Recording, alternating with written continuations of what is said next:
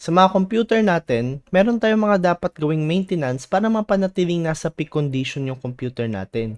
Isa na dito yung paglilinis ng computer fans. Sa video natin ngayon, lilinisin natin itong laptop fans at titingnan natin kung gaano kalaki ba ang epekto ng dumi sa thermals ng laptop. This is my first time cleaning itong laptop fans ko. Approximately 1 year na to, pero as you can see, wala naman masyadong dumi dahil always elevated itong laptop with stand. And ngayon, gamit ko na yung Lano V12 na may filter na yung intake. To clean the laptop, kailangan lang natin ng compressed air at brush. Yung compressed air, bumili ako sa Shopee, ililink ko na lang kung saan ko to nabili. To clean the laptop, first, kailangan muna natin buksan yung laptop natin.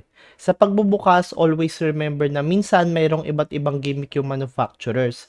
For example, meron akong captive screw sa lower right kaya di matatanggal yung screw na yon. Sa inyo, pwedeng ganito din or may nakatago sa ilalim ng sticker, etc. Pwede nyong isearch yung model number ng laptop nyo para makita nyo kung paano tanggalin itong mga screws.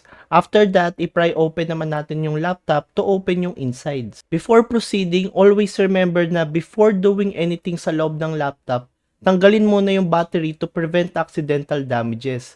Then, we can proceed sa cleaning natin. To clean the fans, i-spray yung air near dun sa fans para maalis yung dumi. Hold the can upright, hindi nakatagilid or nakadapa dahil pwedeng mag-spray ng tubig yung air can na pwedeng ikasira ng computer nyo. Hold the fans while spraying para hindi umikot yung fans dahil pwedeng mag-generate ng small amount of electricity na dumiretso sa board. Sa paggamit naman ng brush, be mindful sa mga hairs ng brush dahil minsan natatanggal sila at naiiwan sa computer.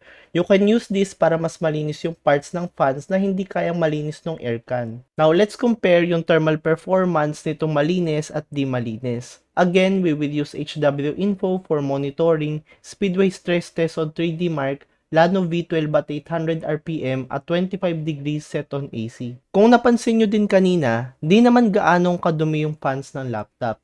Kaya I expected na hindi noticeable or even wala namang differences. Pero pagtingin ko sa results, di pala. Kung makikita nyo sa graph na to, bumaba yung temperatures natin sa CPU. Although minsan tumataas pa din, minsan na lang siya dumidikit dun sa baseline natin at most of the time mas mababa siya. Ganon din sa GPU natin. Makikita nyo din na yung highest recorded temperature ng clean fans ay mas mababa ng around 2 degrees. Ganon din sa hotspot natin na mas bumaba yung highest recorded temperature sa laptop ng around 2 degrees din. Would I recommend doing this? Yes. Dahil nakita nyo na konti pa lang yung dumi pero after linisin, napababa niya na agad yung temperature ng CPU at GPU.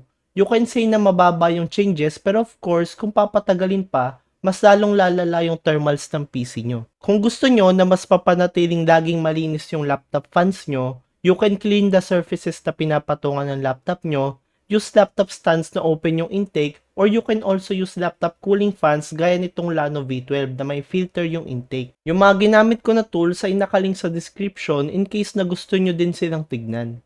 So yun lang guys, don't forget to like, comment, and subscribe. See you again next time.